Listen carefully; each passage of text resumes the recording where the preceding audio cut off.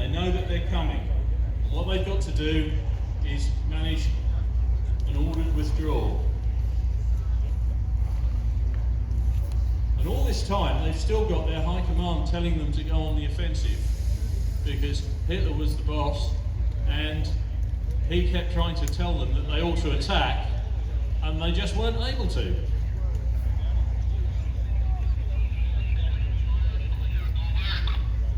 So one of the things I was saying earlier on is that in the early part of the war, the Allied armies weren't able to communicate quickly enough, and it wasn't a cohesive enough system against the Blitzkrieg when the Blitzkrieg was working correctly.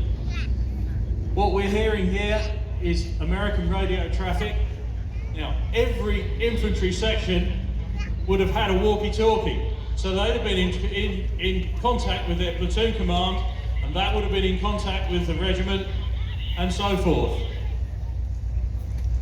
So you've got two infantry sections moving forward, they're talking to each other as they're moving forward. Now we're suspending disbelief a little bit because this doesn't look like Normandy bocage, but if you've got hedgerows in between each section and you've got sunken roads and so forth, you need a radio. So infantry sections moving forward slowly.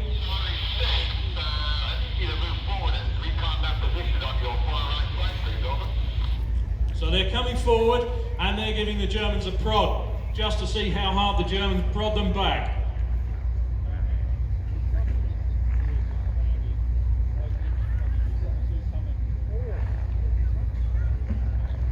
They're using their man-pack radios to talk to each other and also to be able to talk armour. And we have contact.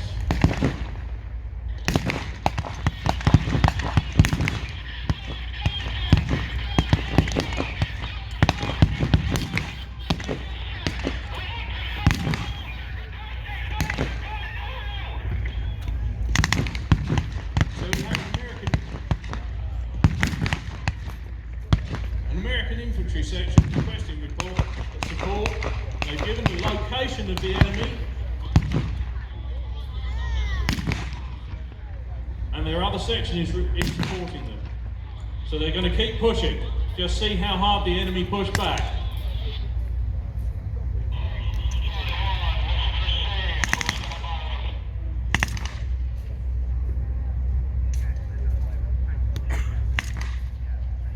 The Germans firing just enough just to keep their heads down, but trying to conserve ammunition.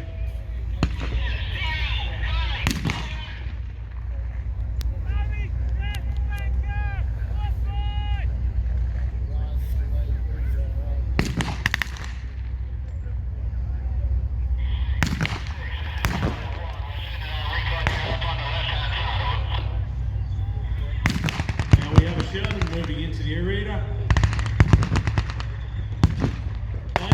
Its limitations, but they were able to be produced in huge quantities.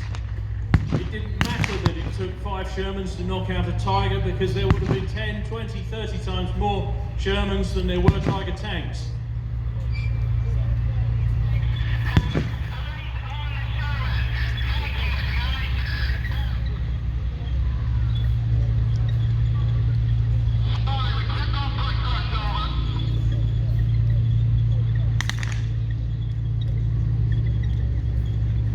The Sherman is coming up to give the Germans a push, and I know there'll be a radio operator in that half track that the Germans have, and he will be trying to get support, but there won't be much support coming. And in the German lines there is an anti-tank weapon called a Stug coming up. It's a self-propelled anti-tank gun, more than a match for a Sherman, but it would have been very limited on ammunition, and it only works in an ambush situation. So once the Americans know that the Stug is there, its time is limited.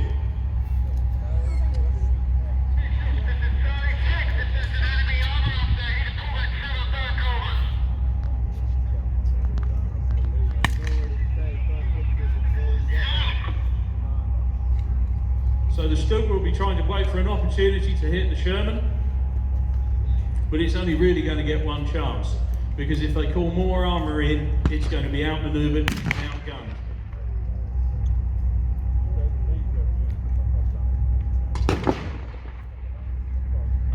shot from the Stug.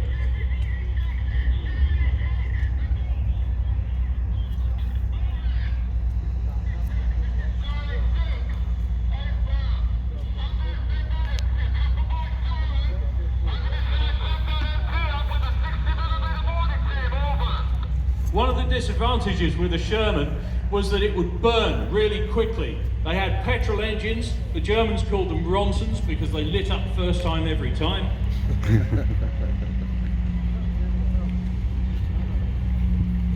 But the infantry bringing up a 60mm mortar, which is the equivalent of a British 2-inch infantry mortar, quite accurate in a short range.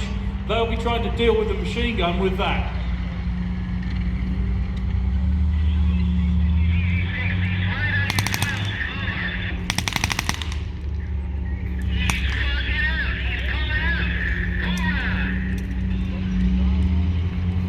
So they get that mortar set up as fast as they can, and they'll get a ranging shot into that German machine gun position.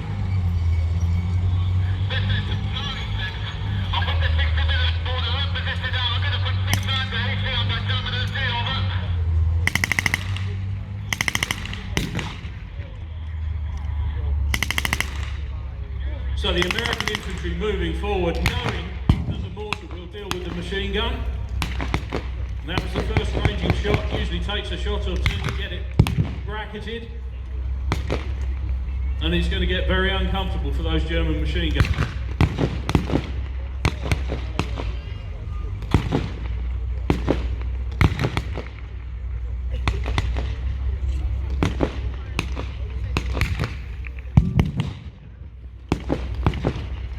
Now the Americans can do this with great confidence because they also know that they've got air superiority.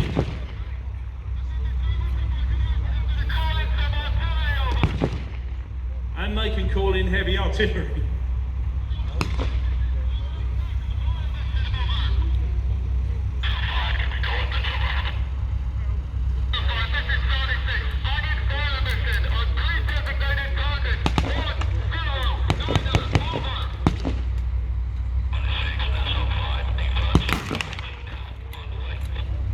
So that's the heavy artillery coming in. Big bangs.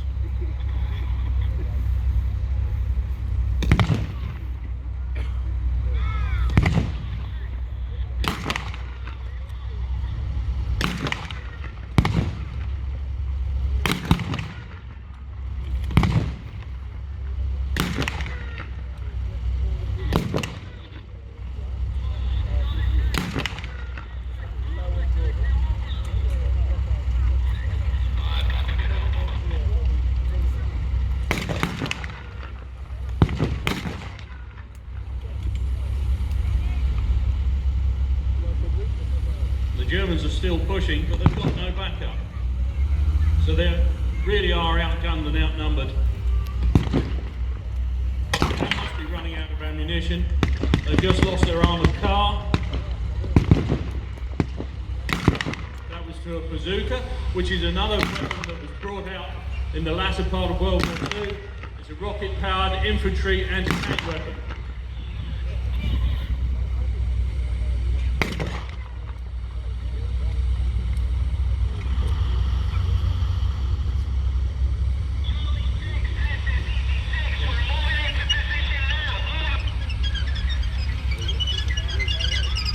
So one infantry section moving up under the cover of another one,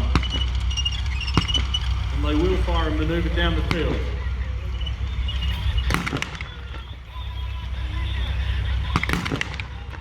And the half track has been hit by the bazooka as well.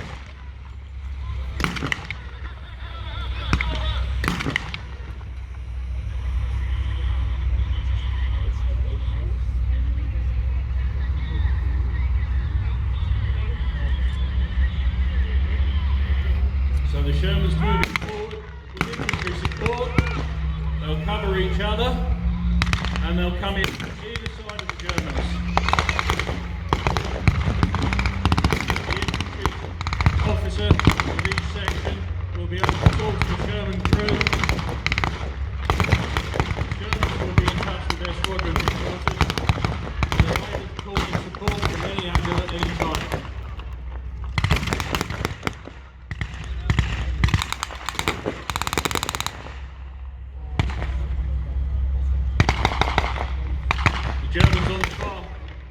side of the arena, now thinking that their position really isn't good. It's untenable. They're moving out of the way.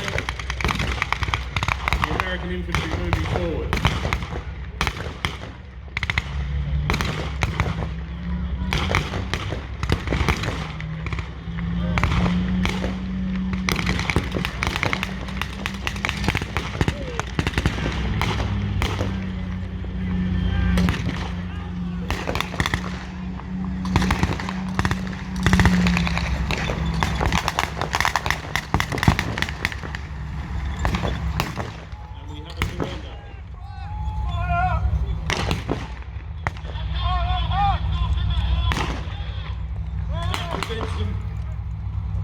With a whole new set of problems.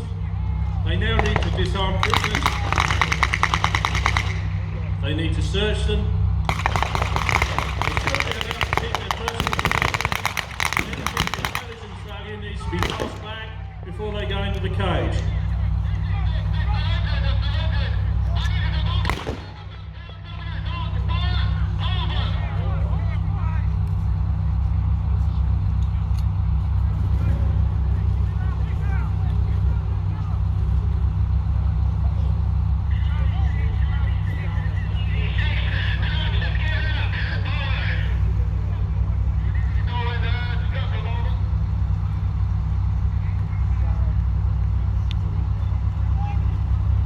So now they need to remove the prisoners from the battle area and make that area secure so they can move on to the next stage. In Normandy, in 1944, this had to be done one field at a time.